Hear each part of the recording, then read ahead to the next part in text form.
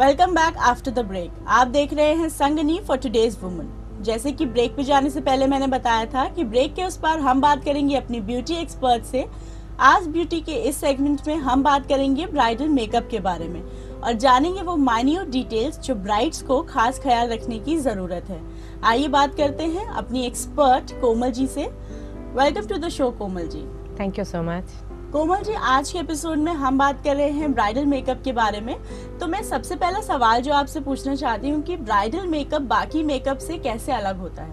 Bridal makeup बाकी party makeup से बहुत अलग होता है। जैसे कि ब्राइडल मेकअप में हम बहुत माइन्यूट डिटेल्स के बारे में वर्क करते हैं।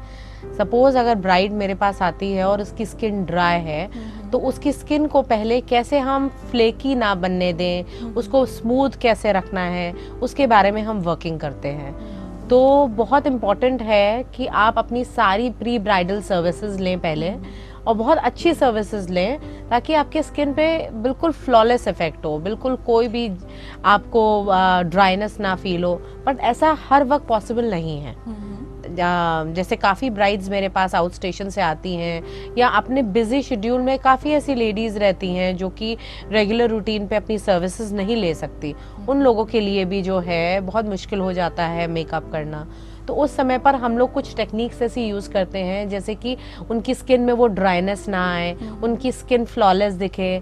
सब कुछ डिपेंड करता है आपके मेकअप पे और मेकअप की टेक्निक पे। कोमल जी, जैसे कि आपके आंसर से पता चला कि ब्राइडल मेकअप का एक दिन का सिलसिला नहीं होता बल्कि हमको प्री ब्राइडल कई चीज़ें करानी पड़ती हैं। तो प्री ब्राइडल में ऐसी कौन कौन सी चीज़ें होती हैं जो ब्राइड्स को करानी चाहिए, उस बारे में कुछ बताइए। प्री ब्राइडल सर्विसेज लेना बहुत ज़रूरी है। आपकी skin day to day routine में भागा दौड़ी में आप अपनी कई बेसिक चीज़ों का ध्यान नहीं रख पाते हैं और कई बार ऐसा हो जाता है कि काम इतना ज़्यादा और आपकी शॉपिंग इतनी ज़्यादा रहती है जिसकी वजह से बहुत प्रेशर क्रिएट हो जाता है। ऊपर से एक नई लाइफ में एंटर करना है तो उस समय पर जो होता है लड़कियों को सबसे ज़्यादा कॉन्शियस रहना चाहिए अपनी स्किन के बारे में। उनको रेगुलर रूटीन पे पानी का बहुत ध्यान रखना चाहिए और स्पेशली सर्दियों में जब शादियों का सीजन होता है लोग बहुत कम पानी पीते हैं। तो हमको बहुत हाइड्रेशन लेवल अपने बॉडी का मेंटेन रखने के लिए हमें पानी की मात्रा ज़रूर बहुत अच्छी लेनी चाहिए। सैलेड्स का इंटेक हमको बहुत अच्छा करना चाहिए। ये तो हो गई कि आपको अपनी स्किन को कैसे हेल्दी रखना है। आपको अपनी हेल्थ वाइज हम उनको सजेस्ट करते हैं हेल्दी ईटिंग के लिए। बट उसके अलावा बहुत सारी ऐसी चीज़ें हैं जैसे कि आप रेगुलर क्लीनअप्स करवाएं। रेगुलर क्लीनअप से जो होता है कि जितने भी ब्लैक हेड्स होते हैं वो उनको रिमूव करवाया जाता है। काफ़ी लोगों को उसकी प्रॉब्लम्स और अधिकतर यंग गर्ल्स में ये प्रॉब्लम ज़्यादा पाई जाती है।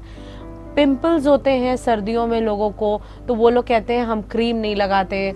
जब क्रीम नहीं लगाते तो ड्राइनेस बढ़ती है और ड्राइनेस जब बढ़ती है तो आपकी स्किन और ख़राब होती है। तो आपको इन सब चीज़ों का बहुत ध्यान रखना है कि रेगुलर रूटीन में आपको मैनिक्योर पेडिक्योर, आपका फेस के लिए क्लीन अप्स, क्योंकि सब कुछ एक जब शादी होती है तो हम अब आजकल की लड़कियां हर छोटी छोटी चीज़ों का बड़ा ध्यान रखती हैं। उन छोटी छोटी चीज़ों में सिर्फ फेस ही नहीं है, उन छोटी छोटी चीज़ों में है आपके हाथ भी सुंदर लगने चाहिए, आपके पैर भी सुंदर लगने चाहिए।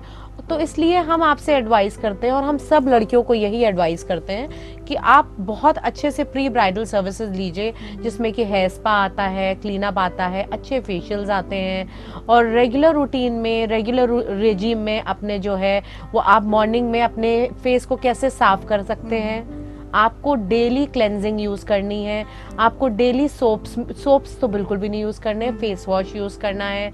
और काफ़ी ऐसे लोग हैं जो gel base face washes use कर सकते हैं जिनकी स्किन सेंसिटिव है, जिनकी स्किन बहुत ड्राई है। और आप खाने पे अपना ध्यान रखिए। एक बहुत अच्छी सनस्क्रीन यूज करना बहुत जरूरी है। यानी कि प्री ब्राइडल जो सेशंस होता है उसमें हम ब्राइड्स को गाइड भी करते हैं, उसी के साथ साथ उनकी ओवरऑल बॉडी का ख्याल रखते हैं। इसी के साथ अगर मेन मेकअप पे अगर हम आ जाएं तो ब्राइडल मेकअप के जो प्रोडक्ट्स होते हैं वो नॉर्मल मेकअप के प्रोडक्ट से कैसे अलग होते हैं, इस बारे में कुछ बताइए। अब जो टाइम चल रहा है वो HD कैमरास का चल रहा है और उसी तरीके से अब मार्केट में बहुत अच्छी चीज़ें इंट्रोड्यूस हो गई हैं जिसको हम लोग कहते हैं HD फाउंडेशंस। अब हम लोग बहुत वर्क करते हैं आपकी स्किन को जितना नेचुरल टोन दे सकें वो इम्पोर्टेंट है। नॉट नेसेसरी, ये कोई ज़रूरी नहीं है कि जैसे आप लग रहे हो और बिल्कुल हम आपको एक कंप्लीट फ्लॉलेस इफेक्ट दे। मेरा अपना पर्सनल मानना ये है कि लड़की जो है उसकी वैसी जैसी उसकी त्वचा है, उस त्वचा को जितना क्लीन करके उसको खुद उसकी त्वचा से रिलेटेड ही फाउंडेशन, उसकी त्वचा से रिलेटेड ही उसको वर्किंग करते हैं ताकि वो अपने आप में वो खुद लगे। और उसी को हम कैसे अच्छा बना सकते हैं, उसके लिए बहुत अच्छे मार्केट में प्रोडक्ट्स हैं। अब पहले टाइम में काफी लोग डायरेक्ट बेस लगा देते थे, अब हर एक मेकअप का एक पैटर्न चेंज हो गया है जिसमें हम लोग प्राइमर से लेकर कंसीलर, कॉन्टोरिंग, काफी सब चीजों पे वर्क करते हैं। तो जब हम पूरे एक सिस्टम में वर्क करते हैं तो चीज़ें जो रिजल्ट होते हैं वो बहुत अच्छे आते हैं।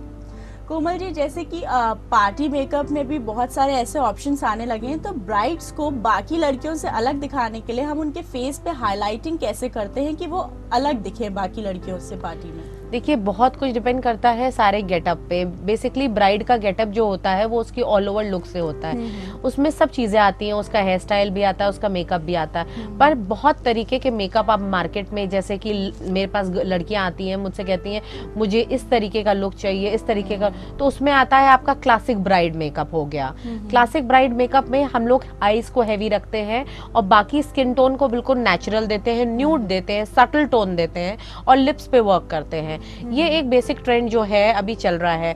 फिर हम प्ले करते हैं आईलाइनर्स से। अब आईलाइनर्स में भी सब आंखों पे हर तरीके का आईलाइनर नहीं सूट करता है। जैसे बल्जी आईज हैं तो उस पे आईलाइनर एक अलग तरीके से लगाना चाहिए। विंग्ड आईलाइनर्स, किसको कैसा लुक है, उसका ड्रेस कैसी है, उसकी अटायर कैसी है, तो उसको विंग्ड आईलाइनर्स हम देते हैं। लिपस्टिक्स जो है वो कैसे कोऑर्डिनेट करती हैं, जैसे अब काफी ब्राइड्स मेरे पास आती हैं, उनको मरून्स के शेड्स चाहिए और उनको बहुत डेंस आई मेकअप चाहिए, डेंस आई स्मोकी लुक चाहिए। बट कुछ मेरे पास ऐसी भी ब्राइड्स आती है जिनको बहुत सटल मेकअप चाहिए, जिनकी पर्सनल चॉइस में ब्रॉन्जर है, जिनकी पर्सनल चॉइस में एक बहुत न्यूड सा इफेक्ट है। तो अब काफी डिपेंड करता है लड़की के ऊपर, उसके कपड़ों के ऊपर, सब चीजें ही बहुत मेजर रोल प्ले करती हैं। कोमल जी, इसका मतलब कि जो नो मेकअप लुक होता है वो बहुत ज़्यादा इन डिमांड है करेंटली। इसी के साथ साथ प्रोफेशनल्स जो होते हैं वो हमारे मेकअप पे बहुत ध्यान देते हैं, हम एप्लीकेशन पे तो पूरा ध्यान देते हैं, पर रिमूवल का एक सही तरीका कई ब्राइड्स को नहीं पता होता है। तो मैं आपसे पूछना चाहूँगी कि मेकअप रिमूव करने का एक सही तरीका क्या होता है, उस बारे में कुछ बताइए। बहुत इम्पॉर्टेंट है कि आप अपनी वैनिटी में, अपनी मेकअप किट में एक मेकअप रिमूवर ज़रूर रखें। बहुत सारे ब्रांड्स के मेकअप रिमूवर्स अब मार्केट में अवेलेबल हैं।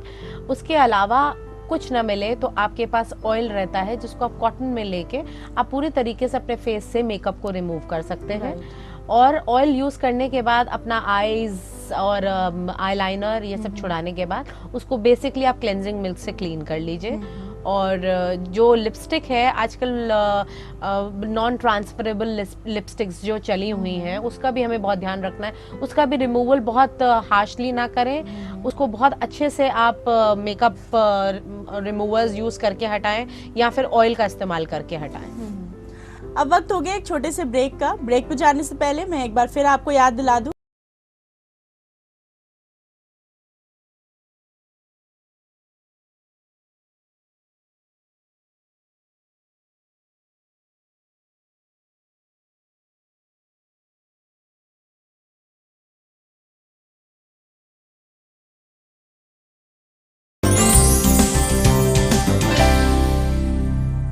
Welcome back after the break. आप देख रहे हैं संगनी फॉर टुडेज वुमन।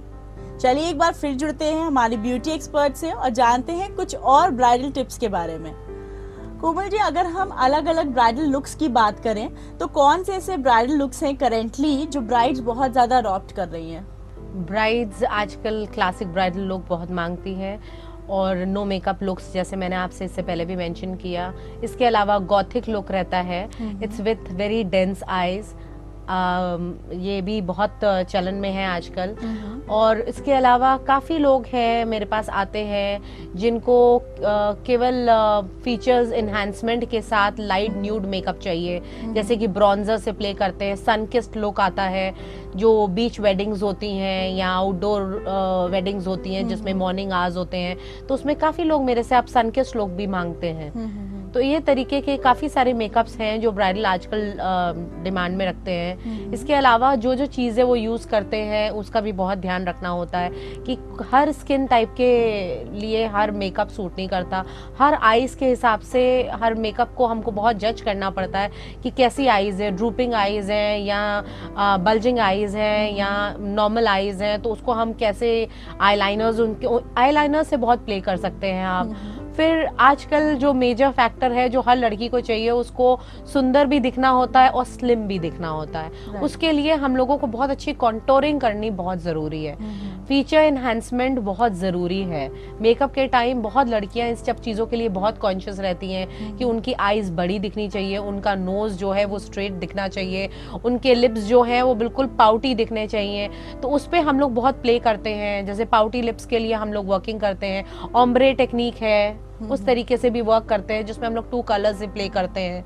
तो काफ़ी कुछ है एक्सपेरिमेंट करने के लिए जब आप मेकअप की बात करते हैं, क्योंकि हर बार जो ब्रश के स्ट्रोक्स होते हैं एक नया लुक देते हैं ब्राइड को। यानी कि ब्राइड्स के साथ प्लेफुल मेकअप हम करें तो उनको डिजायर्ड लुक जो होता है वो मिल सकता है।